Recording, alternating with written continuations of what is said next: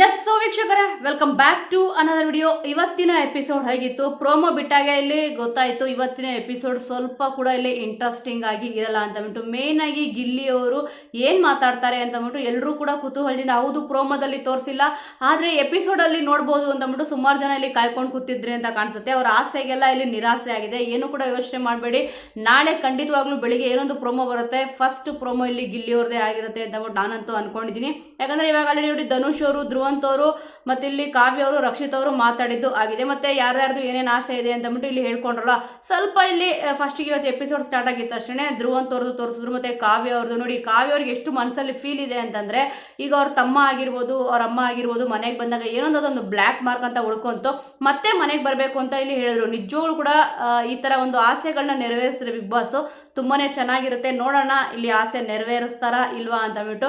ಪ್ರತಿಯೊಬ್ಬರು ಕೂಡ ತುಂಬಾ ಚೆನ್ನಾಗಿ ಅವ್ರವ್ರ ಆಸೆಗಳನ್ನ ಇಲ್ಲಿ ಹೇಳ್ಕೊಂಡ್ರು. ಅದರಲ್ಲೂ ಕೂಡ ನೋಡಿ ಇವತ್ತಿನ ಎಪಿಸೋಡ್ ಅಲ್ಲಿ ರಘು ಅವ್ರದ್ದು ಆಸೆ ಏನಿತ್ತು, ಅವ್ರ ಮಗ ಬರಬೇಕು, ಸ್ವಿಮ್ಮಿಂಗ್ ಪೂಲ್ ಅಲ್ಲಿ ಆಟ ಆಡ್ಬೇಕು ಅಂತ ಇಲ್ಲಿ ಹೇಳಿದ್ರು.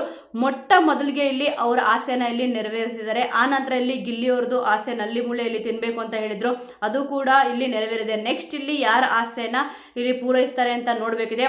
ಅದ್ರ ಜೊತೆಗೆ ಇಲ್ಲಿ ಗಿಲ್ಲಿ ಅವರು ಏನ್ ಮಾತಾಡಿದ್ದಾರೆ, ಮತ್ತೆ ಅವ್ರು ಬಂದು ನಿಂತಾಗ ಅಲ್ಲಿ ಅಭಿಮಾನಿಗಳು ಯಾವ ತರ ಇಲ್ಲಿ ರೆಸ್ಪಾನ್ಸ್ ಮಾಡಿದ್ದಾರೆ ಅಂತ ಅಂದ್ಬಿಟ್ಟು ಸುಮಾರು ಜನ ಇಲ್ಲಿ ಕಾಯ್ತಾ ಇರ್ತೀರಾ. ಖಂಡಿತವಾಗ್ಲೂ ಇವತ್ತ ನೀವು ನೋಡಿರ್ತೀರಾ ಅಲ್ಲಿ ಎಷ್ಟು ಗಂಟೆವರೆಗೂ ಇಲ್ಲಿ ಶೂಟಿಂಗ್ ನಡೆದಿದೆ ಅಂತ ಅಂದ್ಬಿಟ್ಟು. ಸುಮಾರು 2 ಗಂಟೆ ಮಧ್ಯರಾತ್ರಿವರೆಗೂ ಅಲ್ಲಿ ಶೂಟಿಂಗ್ ನಡೆದಿದೆ.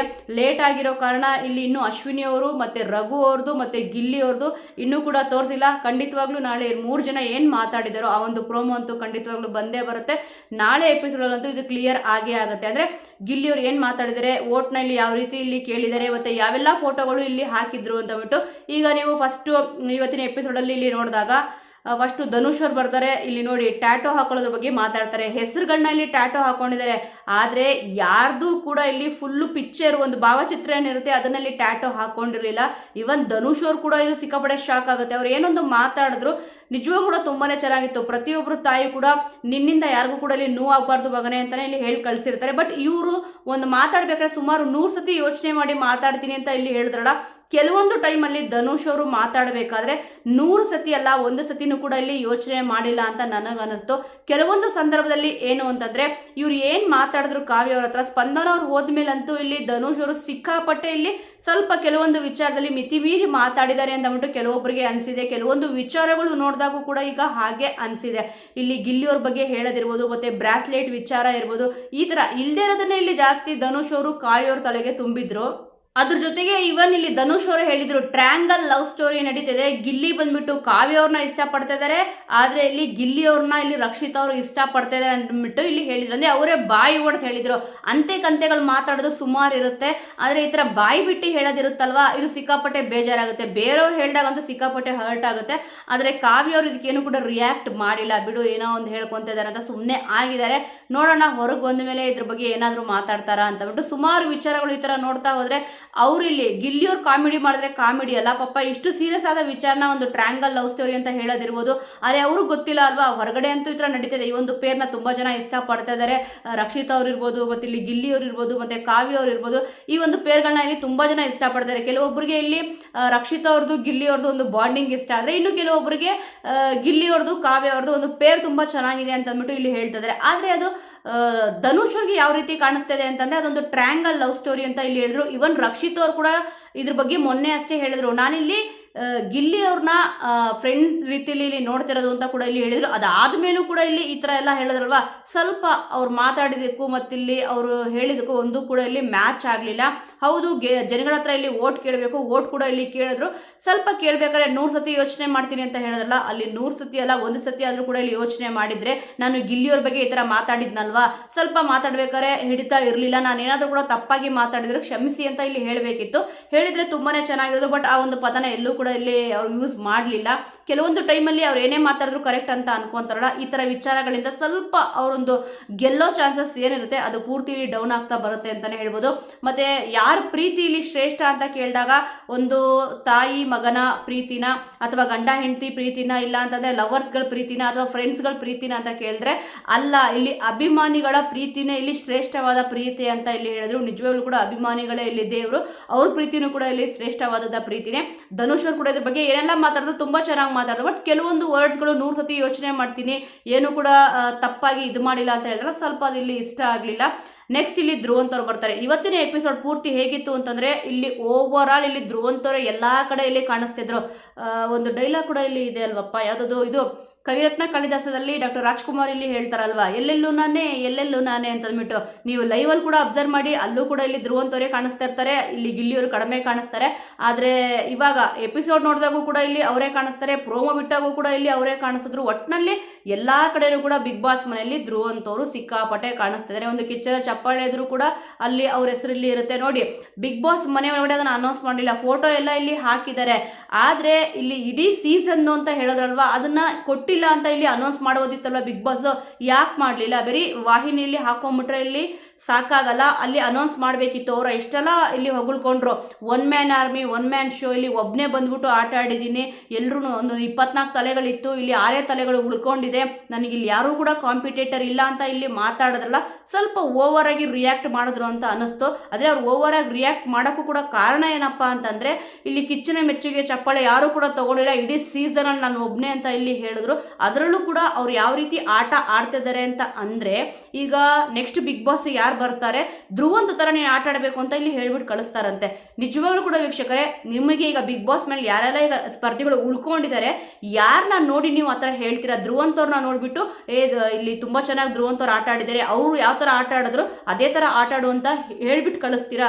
ಖಂಡಿತವಾಗ್ಲೂ ಹೇಳಿ. ಇಲ್ಲ ಅಂತಂದ್ರೆ ನಿಮ್ಮ ನೆಚ್ಚಿನ ಸ್ಪರ್ಧೆ ಯಾರಿದ್ದಾರೆ, ಯಾರ ಆಟ ನಿಮಗೆ ಇಷ್ಟ ಆಗಿದೆ ಅವ್ರ ತರ ಇಲ್ಲಿ ಆಟ ಆಡು ಅಂತ ಹೇಳಿ ಕಳಿಸ್ತೀರಾ? ಅದೇ ಗಂಡು ಮಕ್ಕಳಾದ್ರೆ ಅವ್ರ ತರ, ಇಲ್ಲ ಅಂದ್ರೆ ಅವಳ ತರ ಅಂತ ಅಂದ್ಬಿಟ್ಟು ಹೇಳ್ತಾರಲ್ಲ, ಯಾವ ತರ ಇಲ್ಲಿ ಇನ್ನೊಬ್ಬರನ್ನ ನೋಡಿ ಇನ್ಸ್ಪೈರ್ ಆಗಬೇಕಲ್ಲ, ಯಾರನ್ನ ನೋಡಿ ನೀವು ಇನ್ಸ್ಪೈರ್ ಆಗಿದ್ರೆ, ಇಲ್ಲಪ್ಪ ನಾನು ಬಿಗ್ ಬಾಸ್ ಮನೆಗೆ ಹೋದ್ರೆ ಇವ್ರ ತರ ಆಟ ಆಡಬೇಕು, ಅವಾಗ ಸಖತ್ತಾಗಿರುತ್ತೆ ಅಂತ ಹೇಳ್ಬಿಟ್ಟು. ಬಟ್ ಅವ್ರನ್ನೇ ಇಲ್ಲಿ ಅವರೇ ಹೊಗಳ್ಕೊಂತಿದ್ದಾರೆ ಧ್ರುವಂತರು.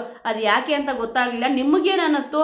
ಪೂರ್ತಿಯಾಗಿ ಅವರು ಓವರ್ ಆಲ್ ಏನೆಲ್ಲ ಇಲ್ಲಿ ಮಾತಾಡಿದ್ರು, 1 ಮ್ಯಾನ್ ಶೋ ಅನ್ನೋದು, 1 ಮ್ಯಾನ್ ಆರ್ಮಿ ಅಂತ ಹೇಳೋದು, ಒಬ್ಬನೇ ನಿಂತ್ಕೊಂಡ್ಬಿಟ್ಟು ಎಲ್ಲಾರನ್ನೂ ಕೂಡ ಅಟ್ಟಾಡಿಸ್ಕೊಂಡ್ಬಿಟ್ಟು ಇಲ್ಲಿ ಆಟ ಆಡಿದ್ದೀನಿ ಅಂತ ಇಲ್ಲಿ ಹೇಳಿದಿರ್ಬೋದು. ಈ ಎಲ್ಲಾ ವಿಚಾರಗಳ ಬಗ್ಗೆ ನಿಮಗೇನು ಅನಿಸ್ತು? ಮತ್ತೆ ಇಲ್ಲಿ ಧ್ರುವಂತವ್ರು ನೋಡಿ, ಫಸ್ಟ್ ಧನುಷ್ ಅವ್ರು ಬಂದು ಮಾತಾಡ್ಕೊಂಡು ಹೋಗ್ತಾರೆ, ಆದ್ರೆ ಇಲ್ಲಿ ಧ್ರುವಂತವ್ರು ಒಳಗಡೆ ಹೋದ್ಮೇಲೂ ಕೂಡ ಇಲ್ಲಿ ದೇವ್ರಿಗೆ ಕೈ ಮುಗಿದ್ರು. ಆದ್ರೆ ಧನುಷ್ ಅವ್ರು ಏನ್ ಮಾಡಿದ್ರು ಅಂತ ಇಲ್ಲಿ ತೋರಿಸಿದ್ರ? ಸ್ವಲ್ಪ ಈ ತರ ಎಪಿಸೋಡ್ಗಳಲ್ಲಿ ನೋಡ್ತಾ ಇರ್ಬೇಕಾದ್ರೆ ಯಾಕೆ ಇವ್ರಿಗೆ ಇಷ್ಟೊಂದು ಫೇವರಿಸಮ್ ಮಾಡ್ತಾ ಇದ್ದಾರೆ ಅಂತ ಒಂದು ದೊಡ್ಡ ಸಾಧನೆ ಎಲ್ಲಾರ್ಗಿಂತ ಇವ್ರೇನ್ ಮಾಡಿದ್ದಾರೆ ಅಂತ ಕೂಡ ಇಲ್ಲಿ ಕ್ವಶನ್ಗಳು ಬರೋದುಂಟು. ನಿಮಗೇನು ಅನಿಸ್ತು ವೀಕ್ಷಕರೇ? ಧನುಷ್ ಅವ್ರು ಮಾತಾಡಿದ್ರು ಹೋದ್ರು, ಬಟ್ ಅದು ಅಲ್ಲಿಗೆ ಇಲ್ಲಿ ಕಟ್ ಆಯ್ತು. ಅದಾಗಿದ ತಕ್ಷಣ ಧ್ರುವಂತವ್ರು ಬರ್ತಾರೆ, ಮಾತಾಡ್ತಾರೆ, ಒಳಗಡೆ ಹೋದ್ಮೇಲೆ ದೇವರು ಕೈ ಮುಗಿಯೋದು ತೋರಿಸ್ತಾರೆ. ಮತ್ತೆ ಇಲ್ಲಿ ಅವರು ಅಶ್ವಿನಿ ಹತ್ರ ಹೋಗಿ ಮಾತಾಡ್ತಾರೆ. ಮತ್ತೆ ಇಲ್ಲಿ ಧ್ರುವಂತವ್ರು ಇನ್ನೊಂದು ಮಾತು ಕೂಡ ಇಲ್ಲಿ ಹೇಳಿದ್ರು, ಮಲ್ಲಮ್ಮ ಅವ್ರನ್ನ ಬಿಟ್ಟು ಬೇರೆ ಯಾರು ಕೂಡ ಕನೆಕ್ಟೇ ಆಗ್ಲಿಲ್ಲ ಅಂತ ಬಿಟ್ಟು.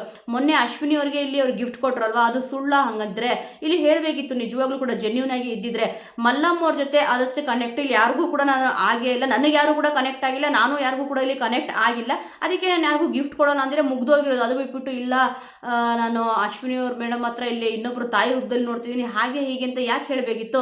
ನಿಜವೂ ಕೂಡ ಇದು ನೋಡಿದಾಗ ಏನನ್ಸುತ್ತೆ ಅಂತಂದ್ರೆ, ಇಲ್ಲಪ್ಪ ಏನೋ ಡ್ರಾಮಾ ಆಡ್ತಿದ್ದಾರೆ, ನಾಟಕ ಆಡ್ತಿದ್ದಾರೆ ಅಂತ ಇಲ್ಲಿ ಅನ್ಸ್ಬಿಡುತ್ತೆ. ಅಂದ್ರೆ ಒಬ್ಬೊಬ್ರು ಒಂದೊಂದ್ ತರ ಅನ್ಸುತ್ತೆ, ಇನ್ನೊಬ್ರಿಗೆ ಇಲ್ಲಿ ಇಲ್ಲಪ್ಪ ಜೆನ್ಯೂನ್ ಆಗಿ ಆಟ ಆಡಿದ್ದಾರೆ ಅಂತ ಕೂಡ ಇಲ್ಲಿ ಅನ್ಸುತ್ತೆ. ನಾವ್ ಯಾವ ರೀತಿಯಲ್ಲಿ ನೋಡ್ತೀವಿ ಆ ರೀತಿ ಕೆಲವೊಬ್ರಿಗೆ ಅನ್ಸುತ್ತೆ, ಇನ್ನು ಕೆಲವೊಬ್ರಿಗೆ ಇಲ್ಲಪ್ಪ ನಾವ್ ಎಷ್ಟೇ ಅವ್ರು ಒಳ್ಳೆಯವ್ರು ಅಂತ ಅನ್ಕೊಂತಿದ್ರು ಕೂಡ ಅವ್ರದ್ದು ಇನ್ನೊಂದು ಏನ್ ಮುಖವಾಡ ಇಲ್ಲಿ ಹಾಕೊಂಡು ಆಟ ಆಡ್ತಿದ್ರೆ ಅದು ಗೊತ್ತಾಗ್ಬಿಡುತ್ತೆ ಅಂತ ಇಲ್ಲಿ ಅನ್ಸುತ್ತೆ. ನಿಮಗೇನು ಅನಿಸುತ್ತೆ ವೀಕ್ಷಕರೇ? ಖಂಡಿತವಾಗ್ಲೂ ಇಲ್ಲಿ ಧ್ರುವಂತವ್ರು ಏನೆಲ್ಲ ಮಾತಾಡಿದ್ರು ಆ ಒಂದು ವಿಚಾರದ ಬಗ್ಗೆ ನಿಮಗೇನು ಅನಿಸ್ತು ಅನ್ನೋದನ್ನ ಕಮೆಂಟ್ ಅಲ್ಲಿ ತಿಳಿಸಿ.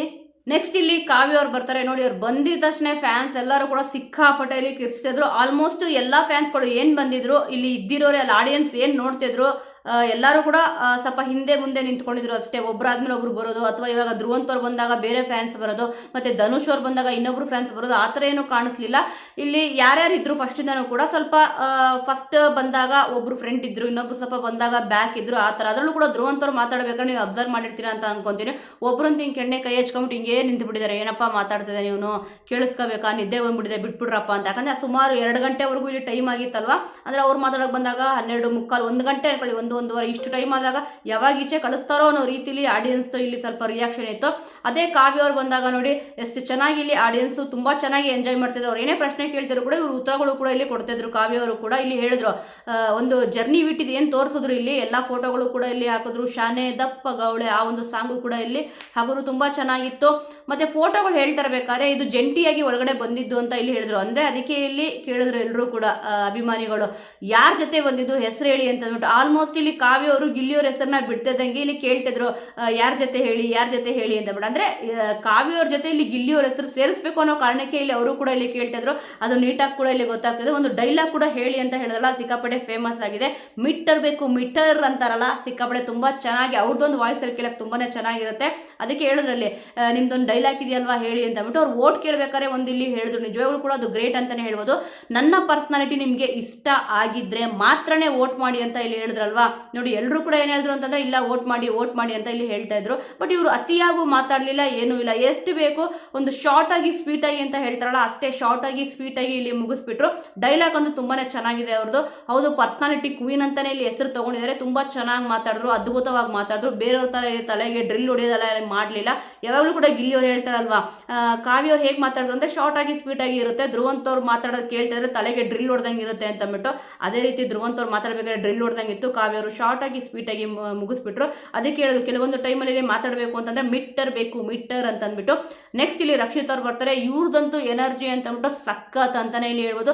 ನೋಡಿ, ಎಂಟ್ರಿ ಕೊಡಬೇಕಾದ್ರೆ ಇಲ್ಲಿ ಡ್ಯಾನ್ಸ್ ಮಾಡ್ಕೊಂಡು ಬಂದ್ರು. ಸ್ಟೇಜ್ ಮೇಲೆ ಹತ್ತದಾಗೂ ಕೂಡ ಇಲ್ಲಿ ಡ್ಯಾನ್ಸ್ ಮಾಡ್ಕೊಂಡೆ ಇಲ್ಲಿ ನೋಡ್ತಿದ್ರು. ಅಂದ್ರೆ ಅಷ್ಟು ಎಂಜಾಯ್ ಮಾಡ್ತಿದ್ರು. ನಿಜವಾಗ್ಲೂ ಕೂಡ ಒಂದು ಮೂಮೆಂಟ್ನ ಅಷ್ಟು ಎಂಜಾಯ್ ಮಾಡಬೇಕು. ಅವಾಗ ಇಲ್ಲಿ ನಾವು ಹೋಗಿದ್ವು ಕೂಡ ಸಾರ್ಥಕ ಅಂತಾರಲ್ಲ. ಯಾಕಂದ್ರೆ ಹೊರಗೊಂದು ಒಳಗೊಂದು ನಾಟಕ ಆಡ್ಕೊಂಡು ಇಲ್ಲಿ ಇರಬಾರ್ದು. ಅವರು ಡ್ಯಾನ್ಸ್ ಅಂತ ಬಂದಾಗೂ ಕೂಡ ಬೆಳಿಗ್ಗೆ ವೇಕಪ್ ಸಾಂಗ್ ಯಾವಾಗ ಹಾಕ್ತಾರೆ ಅಂತ ಇಲ್ಲಿ ಕಾಯ್ತಾ ಇರ್ತಾರೆ. ತುಂಬಾ ಚೆನ್ನಾಗಿ ಡ್ಯಾನ್ಸ್ ಮಾಡ್ತಾರೆ. ಅವ್ರು ಯಾರೇ ಇರಲಿ, ಇವನ್ ಎಷ್ಟೇ ಜಗಳ ಆಡಿದ್ರು ಕೂಡ ಅವ್ರ ಹತ್ರ ಮಾತಾಡಿಸ್ತಾರೆ. ಆದ್ರೆ ಧ್ರುವಂತ್ ಅವ್ರನ್ನ ಬಿಟ್ಟು ನಾನು ಹೇಳ್ತಿರೋದು, ಇದುವರೆಗೂ ಕೂಡ ಜಗಳ ಆದಾಗಿಂದ ಮತ್ತೆ ಅವ್ರನ್ನ ಮಾತಾಡಿಸ್ಬೇಕು ಅನ್ನೋ ಪ್ರಯತ್ನನೇ ಇಲ್ಲಿ ರಕ್ಷಿತ್ ಅವರು ಮಾಡಿಲ್ಲ. ಎಲ್ಲರ ಜೊತೆನೂ ಮಾತಾಡಿದ್ರು. ಅಶ್ವಿನಿ ಅವ್ರ ಜೊತೆ ಜಗಳ ಆಯ್ತು, ಅವ್ರ ಜೊತೆನೂ ಮಾತಾಡಿದ್ರು. ಇವನ್ ಕಾವ್ಯ ಅವ್ರ ಜೊತೆ ಜಗಳ ಆಡ್ಕೊಂಡ್ರು, ಅವ್ರ ಜೊತೆನೂ ಮಾತಾಡಿದ್ರು. ರಾಶಿಕ್ ಅವ್ರ ಹತ್ರ ಜಗಳ ಆಯ್ತು, ಅವ್ರ ಹತ್ರನೂ ಮಾತಾಡ್ಕೊಂಡ್ರು. ಮನೆಯವ್ರ ಪ್ರತಿಯೊಬ್ಬರ ಹತ್ರನೂ ಕೂಡ ಇಲ್ಲಿ ರಕ್ಷಿತ್ ಅವ್ರು ಜಗಳ ಆಡ್ಕೊಂಡಿದ್ದಾರೆ. ಆದ್ರೆ ಎಲ್ಲರ ಹತ್ರನೂ ಕೂಡ ಮಾತಾಡಿದ್ದಾರೆ. ಆದ್ರೆ ಇಲ್ಲಿ ಧ್ರುವಂತ್ ಅವ್ರ ಜೊತೆ ಅವ್ರು ಕನೆಕ್ಟ್ ಆಗಕ್ ಆಗ್ತಾನೆ ಇಲ್ಲ. ಅವ್ರದ್ದೊಂದು ಮಾತು ಇಷ್ಟ ಆಗ್ತಲ್ವೋ ಅಥವಾ ವ್ಯಕ್ತಿತ್ವ ಇಷ್ಟ ಆಗ್ತಾರೋ ಏನೋ ಗೊತ್ತಿಲ್ಲ. ಒಟ್ನಲ್ಲಿ ಅಣ್ಣ ಅಂತಾನೂ ಕರೆಯಲ್ಲ ಅಂತ ಇಲ್ಲಿ ಹೇಳಿದ್ದಾರೆ. ನೋಡೋಣ ಮುಂದಿನ ದಿವಸಗಳಲ್ಲಿ ಯಾವ ರೀತಿ ಇಲ್ಲಿ ಮಾತಾಡ್ತಾರೆ ಅಂದ್ಬಿಟ್ಟು. ಸದ್ಯ ಬಿಗ್ ಬಾಸ್ ಮನೆಯಲ್ಲಿ ಮಾತಾಡಲ್ಲ ಅಂತ ಇಲ್ಲಿ ಹೇಳಿದ್ದಾರೆ. ನೋಡಿ, ಇಲ್ಲಿ ಫೋಟೋಗಳು ಇಲ್ಲಿ ಎಕ್ಸ್ಪ್ಲೈನ್ ಮಾಡ್ಬೇಕಾದ್ರೆ ನಾನು ಮೊದಲನೇ ದಿವಸ ಎಂಟ್ರಿ ಕೊಟ್ಟಾಗ ಬಂದಿದ್ದು, ಮತ್ತೆ ಇಮಿಡಿಯೇಟ್ ಆಗಿ ಹೊರಗಡೆ ಕಳಿಸ್ಬಿಟ್ರು. ಸಿಕ್ಕಾಪಟ್ಟೆ ಬೇಜಾರಾಯ್ತು. ಮತ್ತೆ ಒಂದೇ ಒಂದು ಕಡೆಯಲ್ಲಿ ಕೂತಾಗ ಒಂದೇ ರೂಮಲ್ಲಿ ಒಬ್ಳೇ ಇಲ್ಲಿ ಇದ್ದೆ ಅಂತ ಇಲ್ಲಿ ಎಕ್ಸ್ಪ್ಲೈನ್ ಮಾಡ್ತಾ ಬರ್ತಿದ್ದೆ. ಮತ್ತೆ ಕಿಚ್ಚನ ಮೆಚ್ಚುಗೆ ಚಪ್ಪಳೆ ಒಂದು ಕೊಟ್ಟಿದ್ರಲ್ವಾ, ಇಲ್ಲಿ ಕಿಚ್ಚ ಸುದೀಪ್ ಸರ್ ಬಂದು ಏನ್ ಬೈತಾರೆ ಅವಾಗ ಬೇಜಾರು ಮಾಡ್ಕೋಬಾರ್ದು. ಒಂಥರ ಇಲ್ಲಿ ನಮಗೆ ನಾವೇನೇ ತಪ್ಪು ಮಾಡಿದ್ರು ಕೂಡ ಕೊನೆಯದಾಗಿ ಹೋಗ್ಬೇಕಾದ್ರೆ ಸಮಾಧಾನ ಮಾಡ್ಬಿಟ್ಟು ಹೋಗ್ತಾರೆ. ನನಗೆ ಅವರು ಎರಡನೇ ತಂದೆ ಇದ್ದಂಗೆ ಅಂತ ಕೂಡ ಇಲ್ಲಿ ಹೇಳ್ಕೊಂಡ್ರು. ನೋಡಿದ್ರ, ಅವ್ರು ಎಷ್ಟೇ ಬೈದಿದ್ರು ಕೂಡ ಕಿಚ್ಚ ಸುದೀಪ್ ಸರ್ ಇಲ್ಲಿ ಎಲ್ಲಾದ್ರೂ ಕೂಡ ಒಂದು ಅರ್ಥ ಅಂತೂ ಇದ್ದೇ ಇರುತ್ತೆ. ಕೆಲವೊಂದು ಪಾಯಿಂಟ್ಸ್ ಅಲ್ಲಿ ನಾನು ಹೇಳ್ತಿರೋದು, ಇಲ್ಲಿ ರಕ್ಷಿತ್ ಅವ್ರಿಗೆ ಬೈದಾಗ ಏನ್ ಇಷ್ಟೊಂದೆಲ್ಲ ಬೈದ್ಬಿಟ್ರು ಅಂತ ಅನಿಸ್ತು. ಬಟ್ ಇವಾಗ ಏನಾಗ್ತದೆ ಅಂತಂದ್ರೆ, ಕೆಲವೊಂದು ವಿಚಾರಗಳು ನೋಡಿದಾಗ ಸಿಕ್ಕಾಪಟ್ಟೆ ಅದನ್ನು ತಲೆಗೆ ತಗೋಬೇಕು ಅಂತ ಅನ್ಸುತ್ತೆ. ಹೌದಲ್ವಾ, ಕಿಚ್ಚ ಸುದೀಪ್ ಸರ್ ಇಲ್ಲಿ ಹೇಳ್ತಿರೋದು ಕರೆಕ್ಟ್ ಅಲ್ವಾ ಅಂತ ಅಂದ್ಬಿಟ್ಟು. ಅಂದ್ರೆ ರಕ್ಷಿತ್ ಅವ್ರು ಏನ್ ಹೇಳಿದ್ರು, ಎರಡನೇ ತಂದೆ ಇದ್ದಂಗೆ ಇಲ್ಲಿ ಕಿಚ್ಚ ಸುದೀಪ್ ಸರ್ ಅಂತ ಅಂದ್ಬಿಟ್ಟು ಸಿಕ್ಕಾಪಟ್ಟೆ ಗ್ರೇಟ್ ಅಂತಾನೆ ಹೇಳ್ಬೋದು. ನೋಡಿ, ಅವ್ರ ತಂದೆಯವ್ರು ಬೈತಾ ಇದಾರೆ ಅಂತ ಅವ್ರು ಅರ್ಥ ಮಾಡ್ಕೊಂಡು ಅವರಲ್ಲಿ ಏನೊಂದು ತಪ್ಪಿದೆ ಅದನ್ನ ಸರಿ ಮಾಡ್ಕೊಂತ ಇಲ್ಲಿ ಬಂದ್ರು. ಅದಕ್ಕೆ ಇವಾಗ ಇಲ್ಲಿ ಟಾಪ್ 5 ಕೂಡ ಕಾಣಿಸ್ಕೊಳ್ಳೋದು ಯಾರಪ್ಪ ಅಂತಂದ್ರೆ, ಎಲ್ಲರೂ ಬೈಲು ಕೂಡ ಇಲ್ಲಿ ರಕ್ಷಿತ್ ಅವ್ರ ಹೆಸರು ಬಂದೇ ಬರುತ್ತೆ. ಇವನ್ ಧ್ರುವಂತ್ ಅವ್ರನ್ನ ರಕ್ಷಿತ್ ಅವ್ರನ್ನ ಕಂಪೇರ್ ಮಾಡ್ತಾ ಹೋದ್ರೆ ಎಲ್ಲದರಲ್ಲೂ ಕೂಡ ಬೆಟರ್ ಆಗಿ ಕಾಣಿಸ್ಕೊಳ್ಳೋದು ಇಲ್ಲಿ ರಕ್ಷಿತ್ ಅವರು. ಟಾಪ್ 2 ಅಂತೂ ಇಲ್ಲಿ ಬರ್ತಾರೆ. ಅವರು ಮೋಸ್ಟ್ ಡಿಸರ್ವ್ ಅಂತ ಕೂಡ ಇಲ್ಲಿ ಹೇಳ್ತಿದ್ದಾರೆ. ಇನ್ನು ಕೆಲವೊಬ್ರು ಅವ್ರು ಗೆಲ್ಬಹುದು ಅಂತ ಕೂಡ ಇಲ್ಲಿ ಹೇಳ್ತಿದ್ದಾರೆ. ನೋಡೋಣ ಯಾರು ಗೆಲ್ತಾರೆ, ಯಾರು ಉಳಿತಾರೆ, ಯಾರು ಮನೆಗೆ ಹೋಗ್ತಾರೆ ಅಂತ ಅಂದ್ಬಿಟ್ಟು. ಅದರಲ್ಲೂ ಕೂಡ ಇವಾಗ ಮಿಡ್ ವೀಕ್ ಎಲಿಮಿನೇಷನ್ ಇದೆ ಅಲ್ವಾ, ಅದಕ್ಕೋಸ್ಕರನೇ. ಸೊ ವೀಕ್ಷಕರೇ, ಸದ್ಯ ವೋಟಿಂಗ್ ಲೈನ್ ಅಂತೂ ಇಲ್ಲಿ ಕ್ಲೋಸ್ ಆಗಿದೆ. ಆಲ್ಮೋಸ್ಟ್ ಇವಾಗ ನೋಡಿರ್ತೀರಾ ಅಂತ ಅನ್ಕೊಂತೀನಿ. ಮತ್ತೆ ವೋಟಿಂಗ್ ಲೈನ್ ಆನ್ ಆಗುತ್ತೆ. ಏನಕ್ಕೆ ಅಂತಂದ್ರೆ, ಈಗ ವಿನ್ನಿಂಗ್ ರಿಸಲ್ಟ್ ಅಂತ ಅಂದ್ಬಿಟ್ಟು ಏನ್ ಕೊಡ್ತಾರೋ ಅವಾಗ ಇಲ್ಲಿ ವೋಟ್ ಮಾಡ್ಬೇಕಲ್ಲ, ಆ ಒಂದು ವೋಟಿಂಗ್ ಲೈನ್ ಖಂಡಿತವಾಗ್ಲೂ ಓಪನ್ ಆಗಿ ಆಗುತ್ತೆ. ಸದ್ಯ ಕ್ಲೋಸ್ ಅಂತ ಅಂದ್ಬಿಟ್ಟು ಇಲ್ಲಿ ತೋರಿಸ್ತದೆ. ಈ ಸತಿ ಬಿಗ್ ಬಾಸ್ ಸೀಸನ್ 12 ವಿನ್ನರ್ ಯಾರಾಗಬೇಕು, ನಿಮ್ಮ ಸಪೋರ್ಟ್ ಯಾರಿಗಿದೆ ಅನ್ನೋದನ್ನ ಮಿಸ್ ಮಾಡದೆ ಕಮೆಂಟ್ ಮೂಲಕ ತಿಳಿಸಿ. ಮುಂದಿನ ವಿಡಿಯೋದೊಂದಿಗೆ ಮತ್ತೆ ಸಿಗೋಣ.